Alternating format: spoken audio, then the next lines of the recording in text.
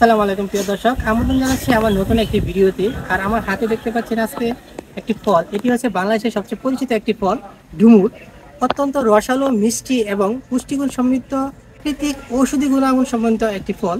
আর এই ফলে রয়েছে প্রচুর পরিমাণে ফাইবার, ম্যাগনেসিয়াম, পটাশিয়াম, যা আমাদের শরীরের কোষ্ঠকাঠিন্য রোগ এবং ক্যান্সার সহ বিভিন্ন বড় ধরনের রোগ প্রতিরোধে সাহায্য করে। আপনাদেরকে এই ডুমুর ফল সম্বন্ধে জানাবো। এই ডুমুর ফল হচ্ছে উষ্ণমণ্ডলীয় অঞ্চলের একটি ফল। বাংলাদেশের দক্ষিণাঞ্চল এবং পার্বত্য অঞ্চলে এই ফলটি সবচেয়ে বেশি দেখা যায়। বাংলাদেশের গ্রামের বিভিন্ন ঝোপঝাড়ে এবং নদীর কিনারায় এই ফল গাছটি সবচেয়ে বেশি দেখা যায়। এই ডুমুর ফলের গাছ হচ্ছে মাঝারি প্রজাতির গাছ। ডুমুর ফল সাধারণত হয় গাছের গোড়া থেকে ডগা পর্যন্ত। এই ফলটি প্রচুর পরিমাণে আসে। ডুমুর নরম জাতীয় ফল হওয়ায় এই ফলের আবরণ ভাগ খুবই পাতলা এবং এর অভ্যন্তরে ছোট ছোট বীজ রয়েছে। এর ফল শুকনো এবং পাকা অবস্থায় ভক্ষণ করা যায়। হিন্দি, মারাঠি, ফার্সি, উর্দু ভাষায় এই ফলকে আঞ্জির বলা হয়।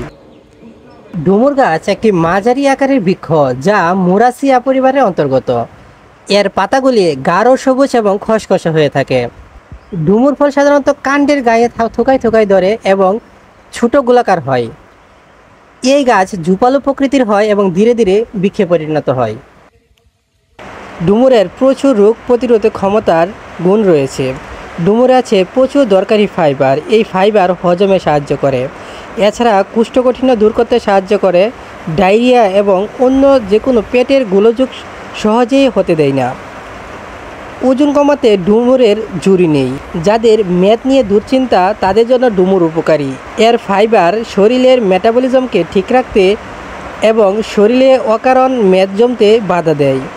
উচ্চ রক্তচাপেও এই ডুমুর অত্যন্ত কার্যকরী। নিয়মিত পরিমিত ডুমুর ফল খেলে আমাদের শরীরে সোডিয়াম, পটাশিয়ামের সামঞ্জস্য রক্ষা হয়, ফলে উচ্চ রক্তচাপ হওয়ার আশঙ্কা অনেকটা কমে যায়।